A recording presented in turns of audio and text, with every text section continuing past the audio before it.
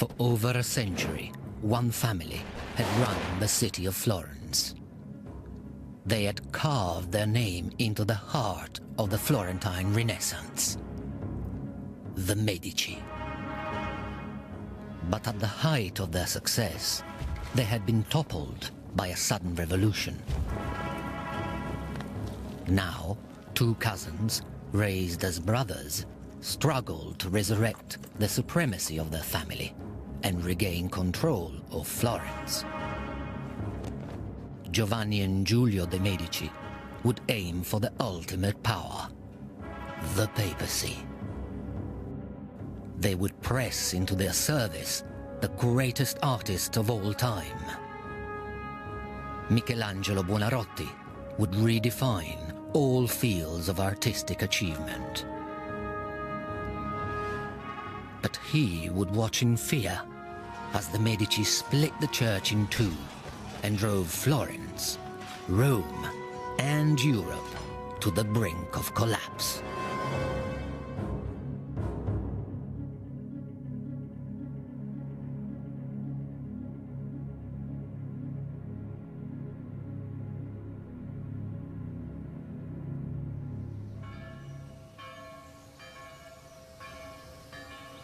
Florence, 1501.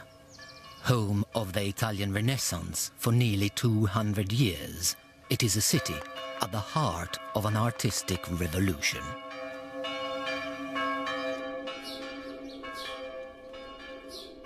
And now, in a workshop behind the cathedral, an extraordinary work of art was beginning to take form.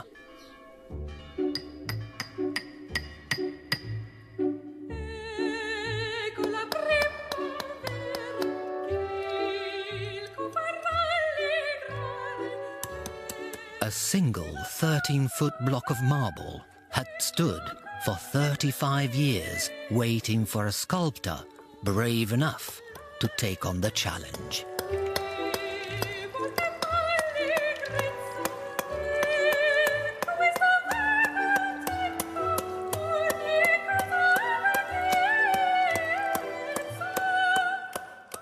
That sculptor's name was Michelangelo Buonarroti.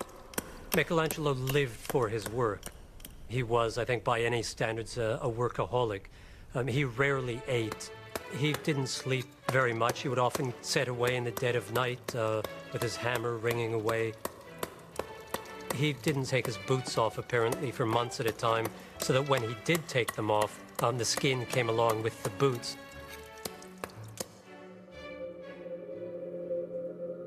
The colossal project would take nearly 3 years to complete. To guide his progress, Michelangelo submerged a small wax model in water. Day by day, he let the level drop. And what Michelangelo saw emerging from the water, he chiseled carefully from his marble block. He also devised a constant shower of water to keep the dust down and his body cool. The giant Michelangelo was creating would come to symbolize his struggles against the family he had once adored.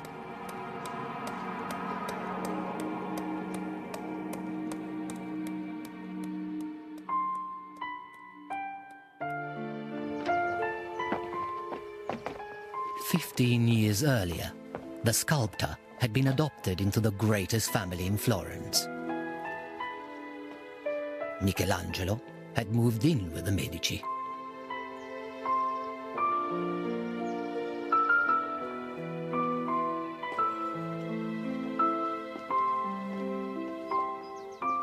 The young artist was exposed to a world of artistic achievement.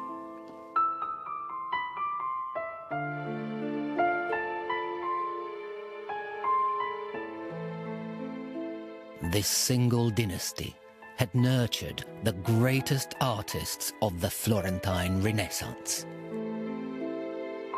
But every work of art produced in their name served a greater purpose: the promotion of the Medici brand. Their patronage declared the power of a family that controlled all of Florence.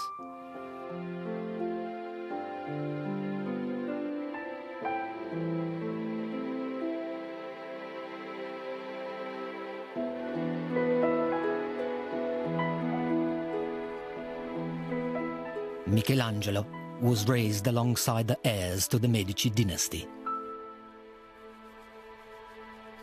And he watched as Giovanni de' Medici was prepared for life in the church.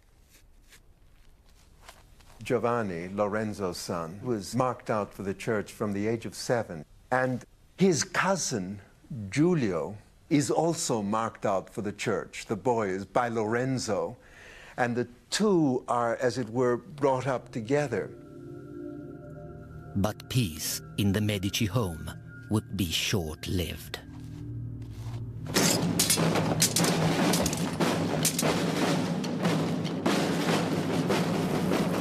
A bloody civil war exploded in the streets of Florence, sparked by resentment of Medici wealth and power.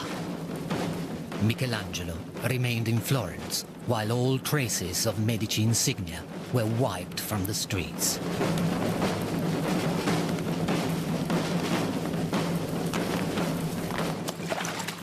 And the heirs to this once great dynasty were cast into exile.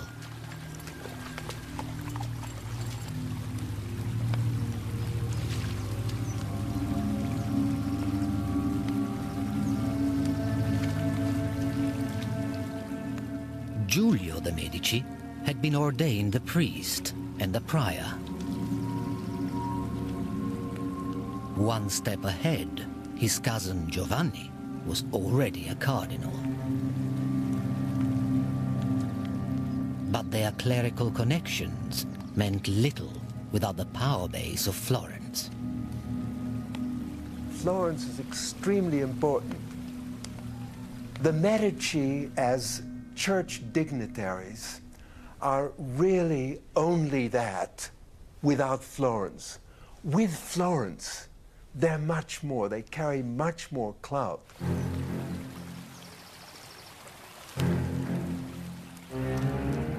But the city of Florence had placed a price on both their heads.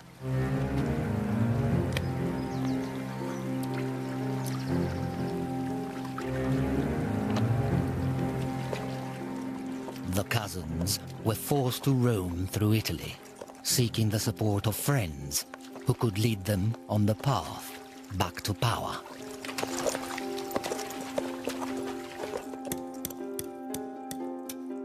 In Florence, Michelangelo had shrugged off his association with the exiled Medici, and now his masterpiece was nearing completion. The city would soon have a formidable symbol of independence.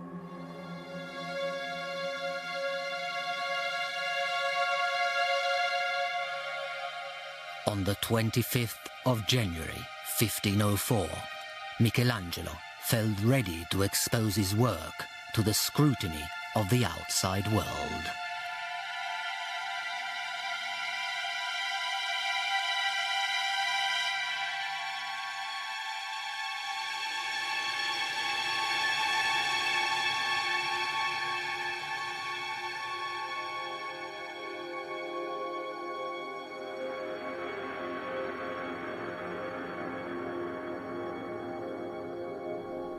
The David started out as a commission for the cathedral in Florence to be put far up on the top of the building. That's why it's so big, because it had to be visible from the ground.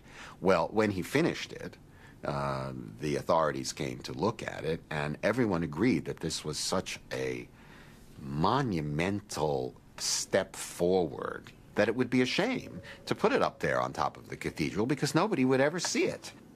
And what they decided was that it ought to be put outside the town hall. But context determines meaning. On a religious building, it would have been primarily understood as David the prophet, the God-given hero. In front of a public governmental building, it became, almost automatically, a symbol of the city itself. What Michelangelo had created became the ultimate symbol of resistance to the overbearing Medici. The Republic wants that image. It wants Florence to be David, but it wants the Medici to be seen as Goliath. So what Michelangelo creates is this amazing piece of Republican art. It's to show Florence after the Medici, slaying the Medici. That's what David's all about. Even Michelangelo himself believed that Medici ambition threatened the future of the city of Florence.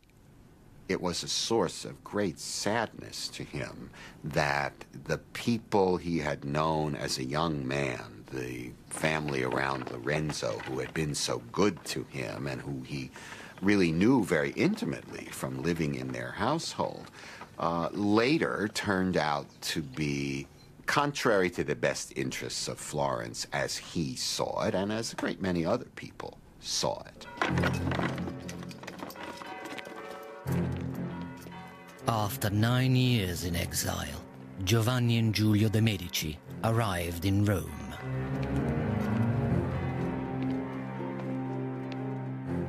They took their case to the highest level of the church.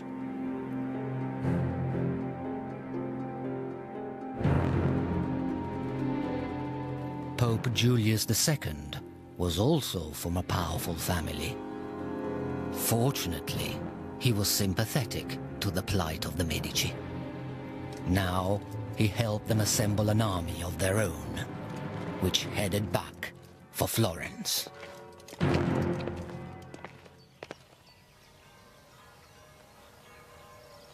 In the absence of the Medici, the city had embraced a new spirit of independence.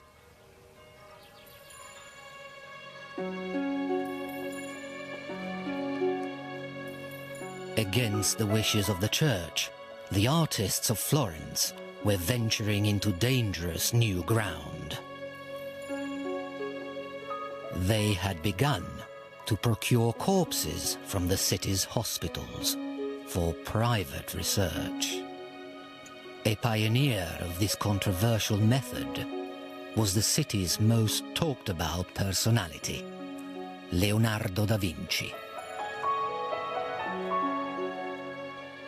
The great master carefully studied the complexity of the human body. No detail was overlooked.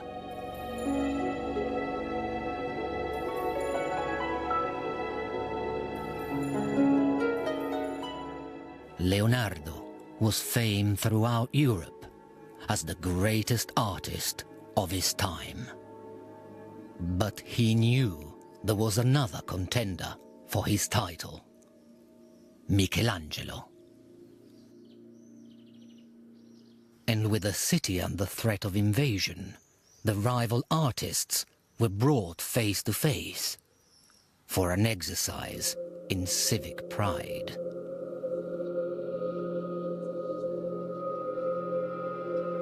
Leonardo and Michelangelo were each given a wall of the Great Council chamber to decorate with frescoes of famous Florentine battles. It was a contest between two utterly contrasting characters. Leonardo is the urbane, sophisticated, slightly dandyish figure, turns his hand to a bit of everything. Michelangelo, on the other hand, is this untutored genius, very difficult, very fragile, very bad-tempered. And the clash is very, very interesting, two very, very different styles. Leonardo conceived of the Battle of Anghiari as a visceral and heroic action scene. No one had attempted such frenzied violence before.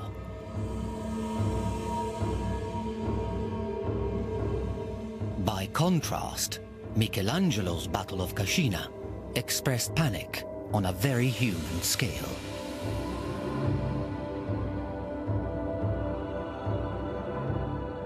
The artist had caught the mood of an apprehensive city.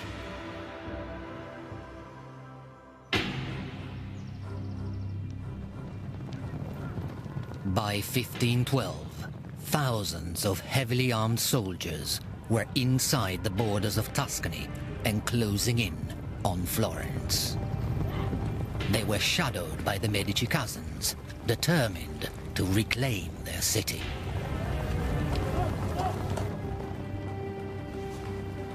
The people of Florence prepared for the onslaught to come.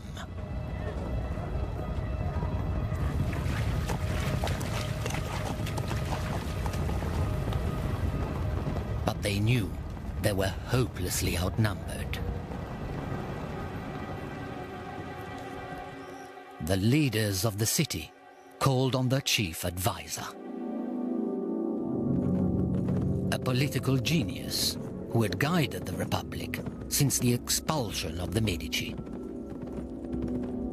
His name was Niccolò Machiavelli. Machiavelli was a single-minded patriot determined to defend the city from Medici dictatorship. Now he set to work. Mobilizing thousands of men from towns and villages all across Tuscany, Machiavelli assembled and equipped a national army.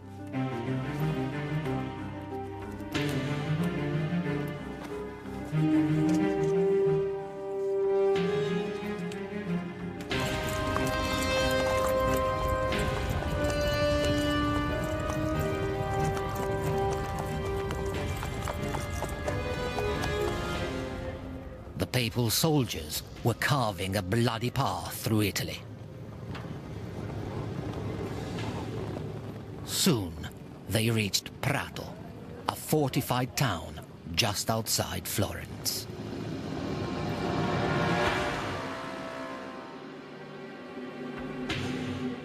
Witnesses recorded the devastation perpetrated in the name of the Medici.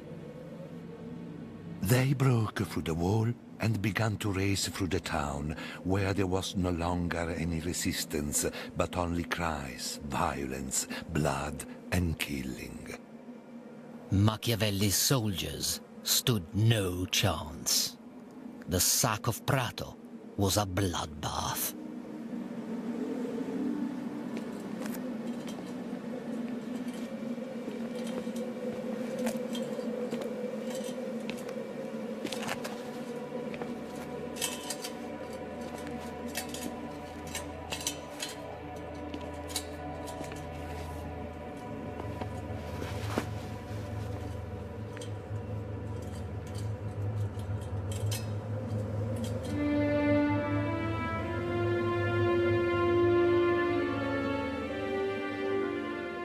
Giovanni sent a progress report to his master, the Pope.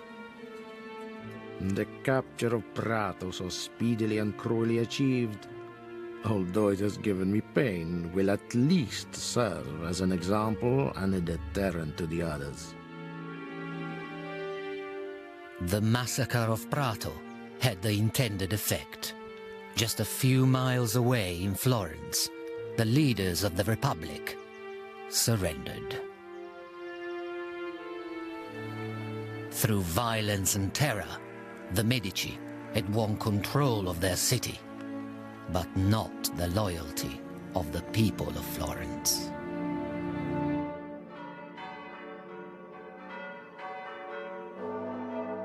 Before long, Giovanni received dramatic news. His mentor and master, Pope Julius II, was dead.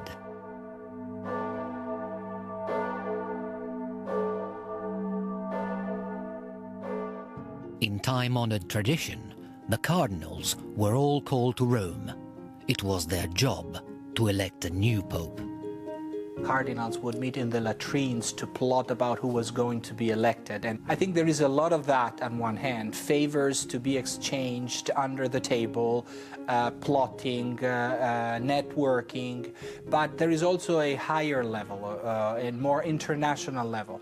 The Medici were definitely more welcomed as potentially new popes because of their already established international profile. After a whole week of deliberation, the cardinals were still undecided, but the reduction of the daily meal to a single unappetizing dish finally focused their thoughts. And the most senior cardinal, Giovanni, would cast the deciding vote. And it was his privilege to announce the winner.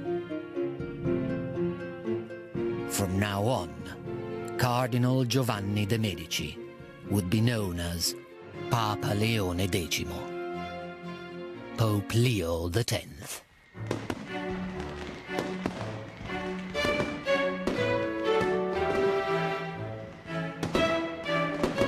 Giovanni's accession to the papacy changed everything. The city of Florence now welcomed back its former enemy with open arms. We should not forget that this is a deeply Christian culture, and any city would have easily forgotten any guilt of any type and forgiven the person if this person would have occupied the position of the papacy. It's a kind of prestige and an honor for the city.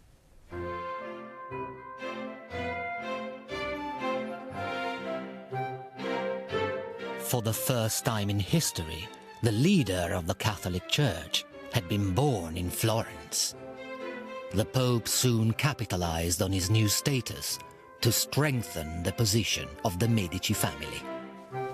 When the Cardinal Giovanni de' Medici becomes Pope, within a month, his cousin Giulio is made Archbishop of Florence, and in the autumn, he also becomes a cardinal.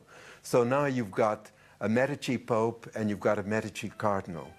This is one of your examples of nepotism, which all the Renaissance popes practiced.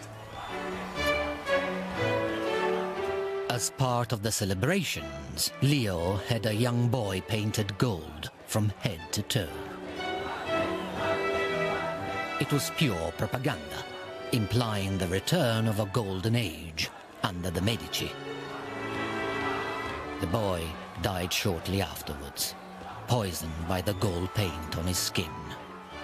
His death went unnoticed, and the papal celebration went on for days. The Pope occupies God's position on earth. This is why popes are infallible. This is why popes are above any earthly ruler.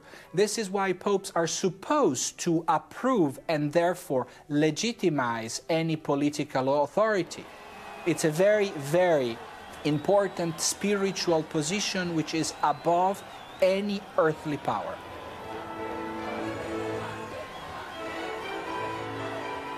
Giovanni was a fun lover. He loved drinking, he loved hunting.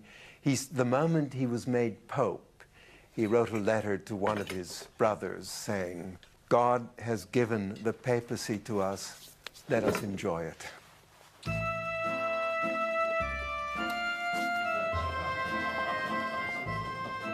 Pope Leo X hosted elaborate dinners night after night. One ambassador sent a breathless letter home. The meal was exquisite. There was an endless succession of dishes, for we had 65 courses.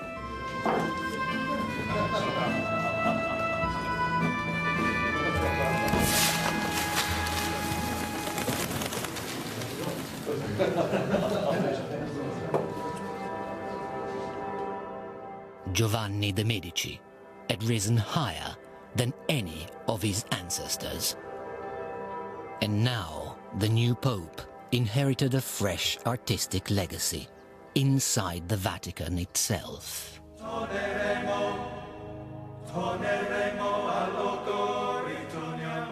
For 4 years, Michelangelo had toiled on a major commission in Rome. The late Pope Julius II had commanded him to paint the ceiling of the papal chapel inside the Vatican. But the ceiling of the Sistine Chapel was 1,000 meters square. Michelangelo was convinced he was doomed to fail. He was forced into painting the Sistine Chapel, he thought, as a kind of conspiracy against him by enemies who didn't want to see him succeed in sculpture. And so it's a great irony that the man that I think we consider the greatest artist of all time, the greatest painter of all time, never actually thought of himself as a painter. Michelangelo resented every minute he spent on the Cappella Sistina. This difficult position shoves my stomach up to hang beneath my chin. My loins have gone up into my belly, and I cannot see where to put my feet. And with its non-stop dripping from above, my brush makes my face a richly decorated floor. He knew he was a genius. He didn't suffer fools gladly, and the word that was most often used to describe him was terribilità, which is terribleness, in the literal sense of striking terror into other people. Working in secret, a small group of long-suffering assistants helped Michelangelo with the most demanding work. With fresco, you have anywhere from 12 to 24 hours to create your masterpiece. The word fresco means fresh, and it refers to the plaster you're painting on fresh, i.e. wet plaster. And plaster, especially on a hot day in Italy, dries fairly quickly. So it really is a race against the clock. Fresco was regarded as the most difficult method of painting. It was said that many painters could master painting in oil, but only the very best could succeed at fresco. After a number of years on the scaffold, he was a true master, a real virtuoso. He was able to paint enormous scenes in a single day.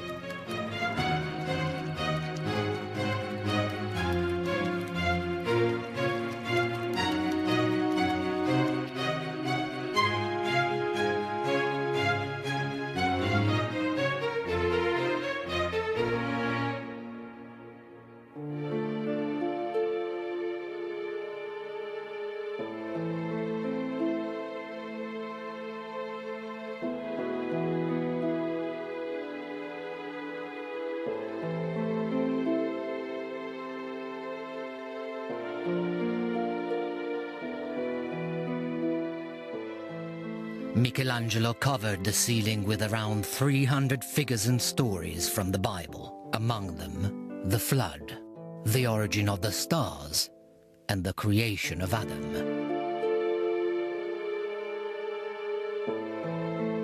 Michelangelo's monumental figures were based on fragments of classical sculptures and inspired by the perfection and beauty of the ancient world. Out of reluctance and frustration, Michelangelo had crafted brilliance, arguably the greatest work of art of the Renaissance.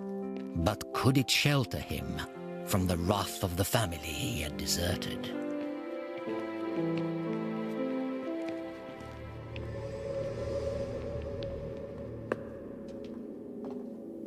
Michelangelo was always very fearful for his political life. He would take to his heels at the faintest whiff of gunpowder. He was fearful of reprisals against him because he, of course, had found himself in with the regime that replaced the Medicis.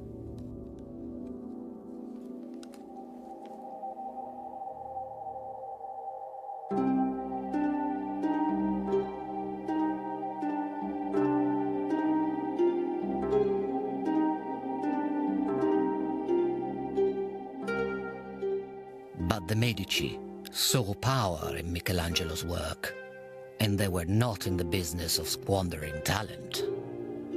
Now, they made him an offer he dared not refuse.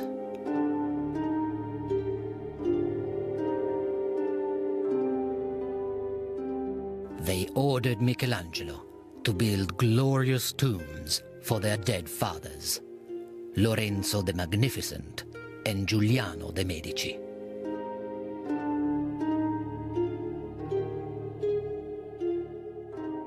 It was the most ambitious work in marble Michelangelo had undertaken since the David. But this time, it was a sculpture honoring the Medici. I think it would have been very difficult for him to refuse a commission like the Medici tombs. Number one, he loved the family and he would have liked to help memorialize them in general. Number two, these were friends of his, that is, the patrons were friends of his. And number three, the man is the Pope. And it's not so easy to say no to the Pope.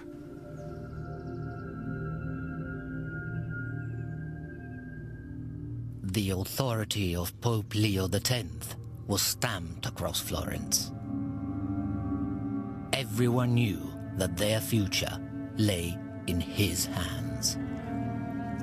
Even Machiavelli, who had once defended Florence against the Medici, now lobbied hard for a job inside Leo's regime.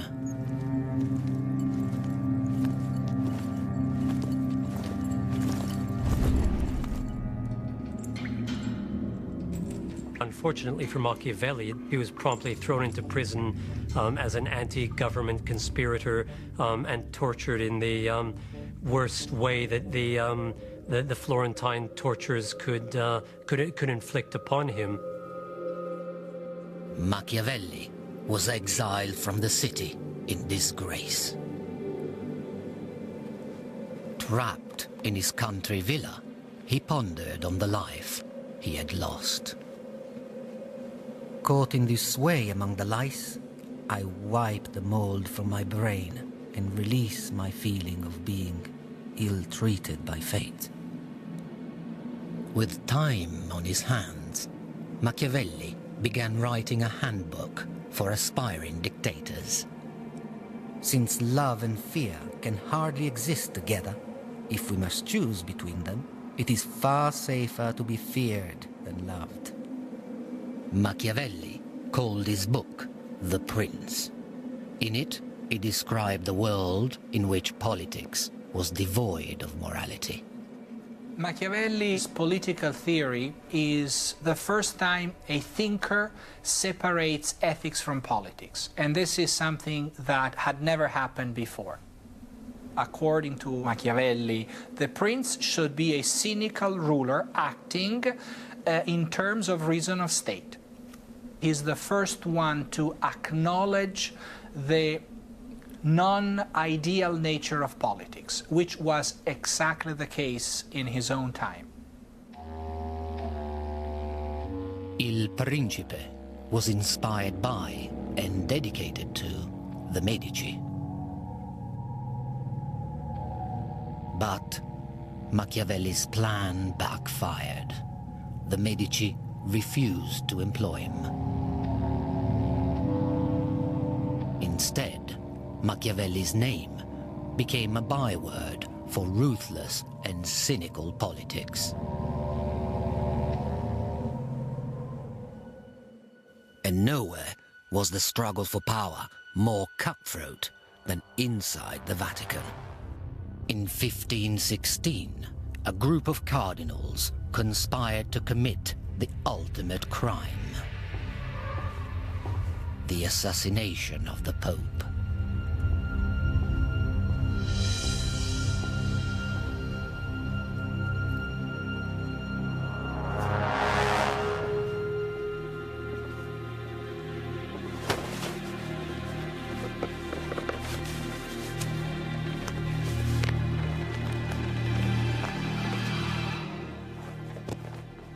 But Leo had been warned of the conspiracy to kill him, and he would have the conspirators killed instead.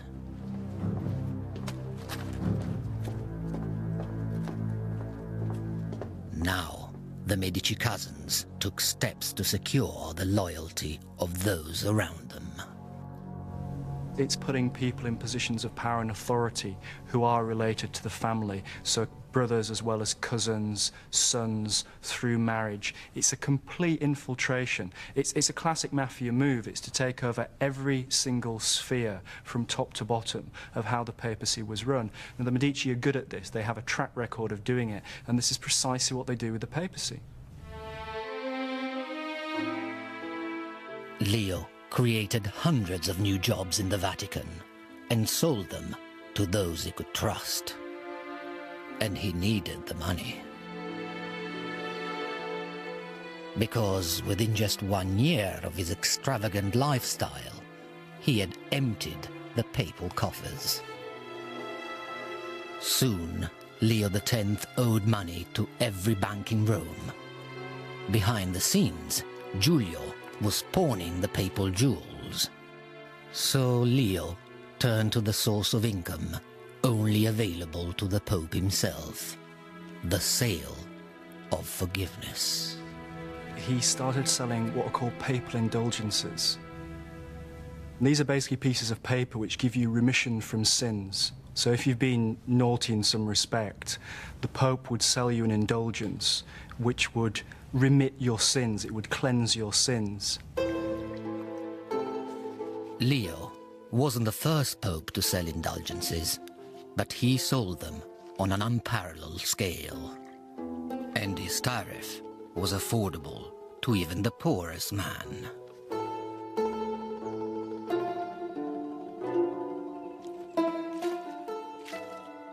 Across Europe, Leo found a ready market, because an indulgence could mean freedom from an eternity in hell. The church created the figure of the itinerant preacher of indulgences, which would stop in the main piazzas of cities and towns and preach for a specific indulgency. And if people would buy an indulgency, they were released a receipt. The sale of salvation was a gold mine for the Pope.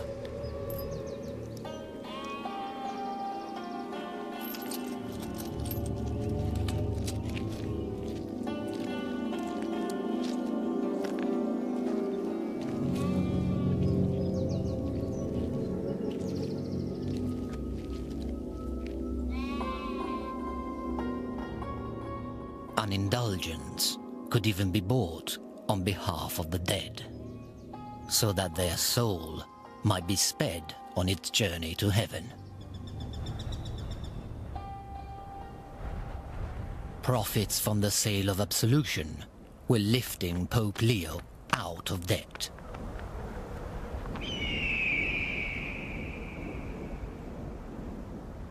But for one man, a German monk named Martin Luther, they were a step too far.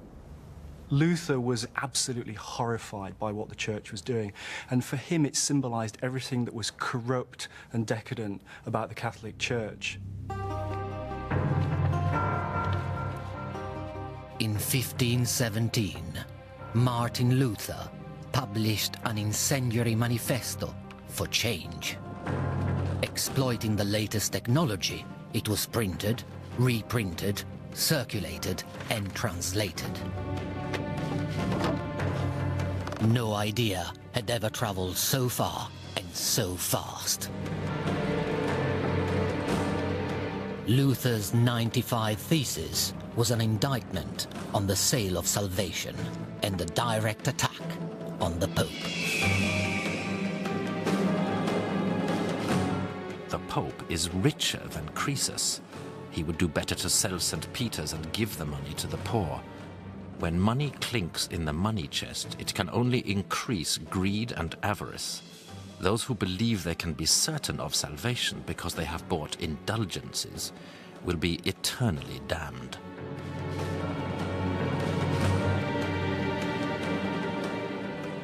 No one had ever dared use such outspoken language against the might of the Catholic Church. It was the start of a revolution.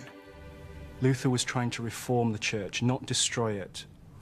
But in the process, things snowballed and went completely out of control. Before long, Luther's manifesto made its way back to Leo. But the complaints of a petulant monk mattered little to Pope Leo X. If you were to be Roman Pope, umbilicus mundi, the navel of the world, the most powerful earthly organization with money flowing through your treasury like water through fountains, an Augustinian monk in Wittenberg is nothing. And after all, Germany was the land of the barbarians, I barbari, the land of the Gothic style, as opposed to the Renaissance. So why caring about those primitives? Leo drew up a standard document designed to silence heretics.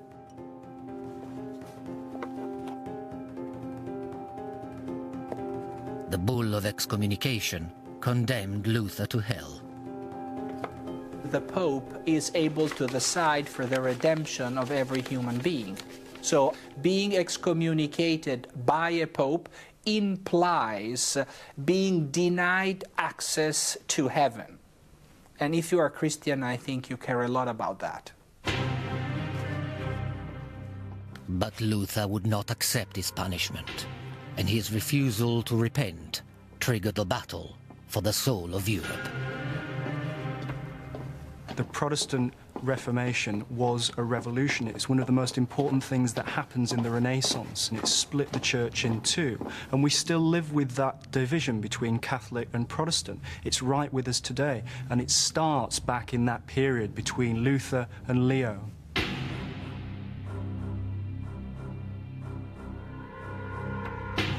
But the Pope would not live to fight his battle with Luther.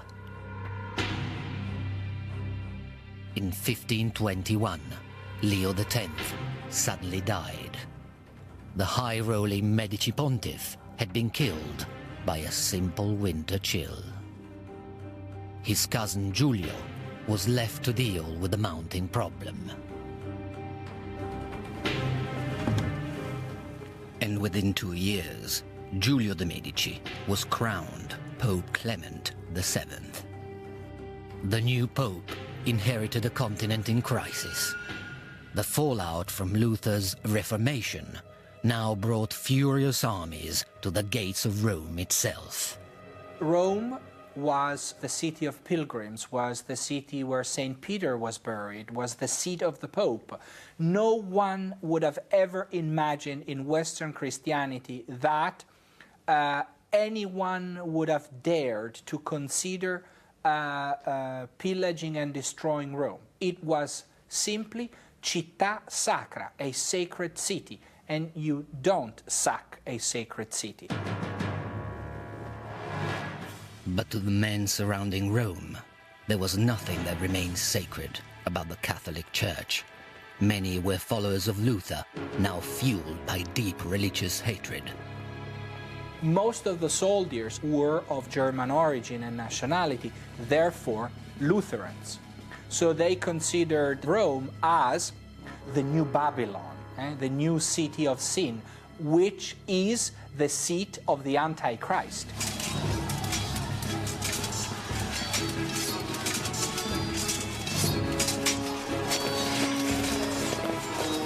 In fear of his life, Clement fled to the safety of the Castel Sant'Angelo.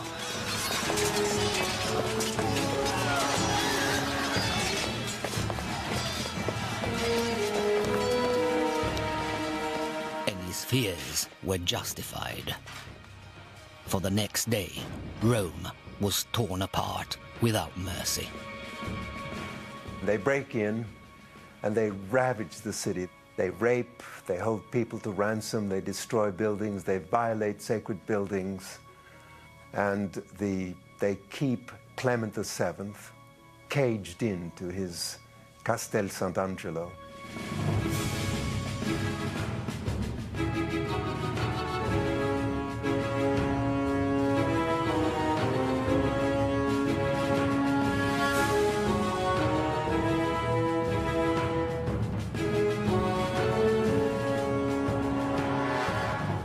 but about 8,000 people died on the first day. This was just massacre on an absolutely grand scale. Everything was destroyed. Doors were ripped off their hinges, shops were looted, women were raped, people were casually mutilated and tortured. It was absolutely horrific.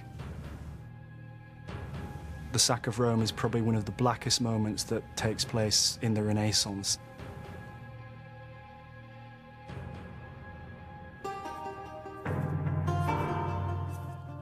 After 7 months under siege, Clement perfected his plan for escape. Changing his robes for rags, he had the papal jewels removed from their settings, and all the gold melted down.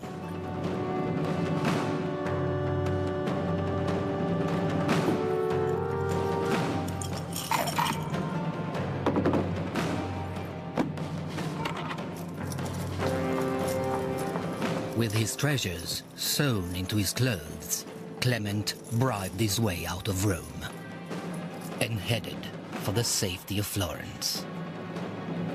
But news traveled faster than the Pope. Inspired by reports from Rome, enemies of the Medici in Florence were already running riot. They attack what symbolizes that regime. And they attack the buildings, which are the embodiments of that authority. So for the Medici supporters in Florence, that week was a week of total blind fury. The rioters struck without discrimination.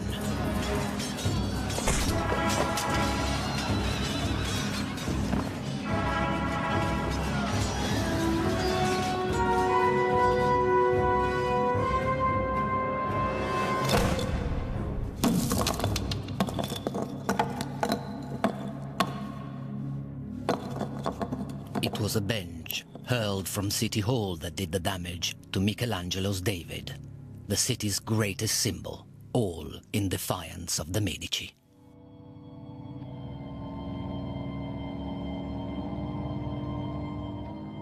In the wake of the chaos, Pope Clement VII stood poised to attack Florence.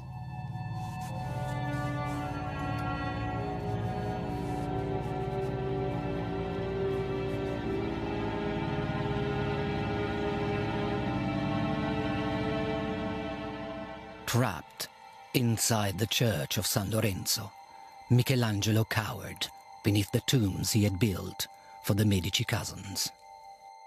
I hid in a tiny cell, entombed like the dead Medici above, though hiding from a live one. But the beleaguered city held one trump card.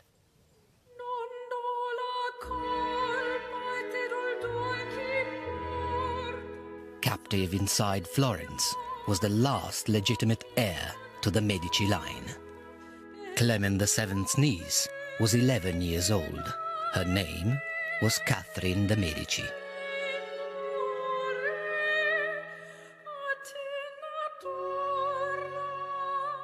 Clement famously called her "my pearl beyond price," but he knew precisely what she was worth to the Medici family. Unfortunately for him, so did the people of Florence. They threatened to throw Catherine into a soldier's brothel unless Clement agreed to a truce.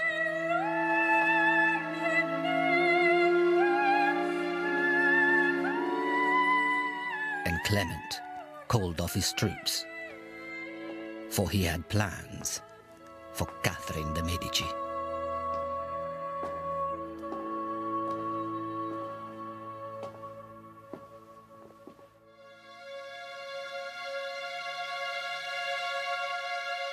Clement soon capitalized on Catherine's survival. Within a few years, he married her off to the son of the French king.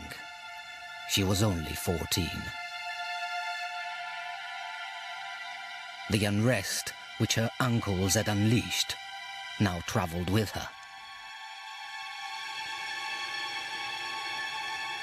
Under the reign of Queen Catherine de' Medici, religious hate would soon infect France as well.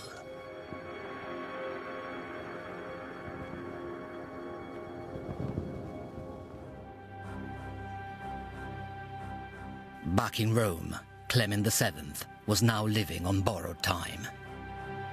Desperate to make one last grand gesture, he summoned the man he'd grown up with, Michelangelo.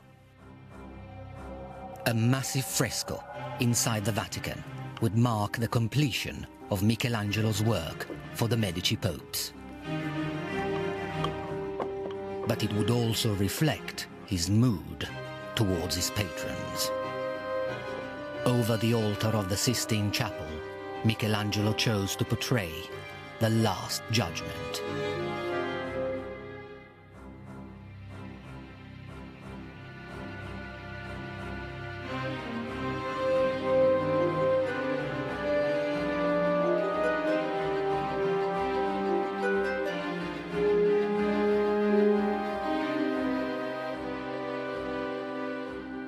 The magnificent fresco was a product of the agonies of its time. This is one of the most tragic periods for the history of Europe. So art could not be anymore a mere representation of natural beauty as it had been in the Renaissance because of the dramatic events which were typical of that time period. The Last Judgment commissioned to Michelangelo probably expresses a lot of this feeling of oppression and anxiety which was typical of the time. Those are not happy people. You see whose bodies are twisted and suffering, and you cannot paint people who are happy and serene and smiling with beautiful landscapes in the background. It's like the transition from Impressionism to Expressionism. Impressionism is serenity, flowers, beauty, bucolic nature. Expressionism is dramatic. Expressionism is unbearably violent as an art.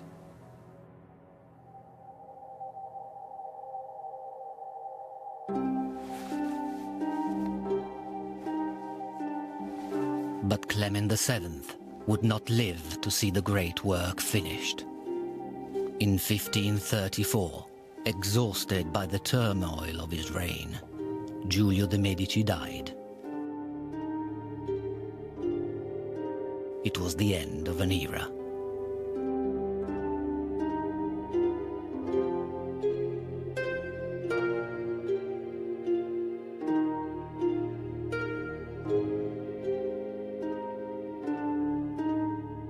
The corrupt, disastrous reign of the Medici popes was over.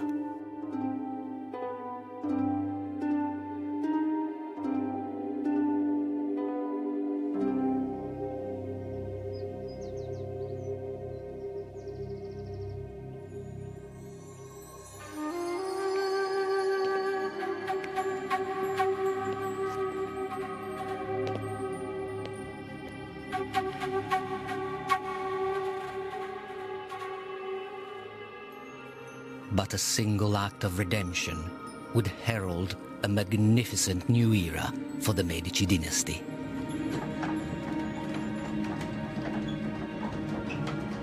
Future generations would take the Renaissance beyond the realm of art and sculpture and change man's understanding of the universe forever.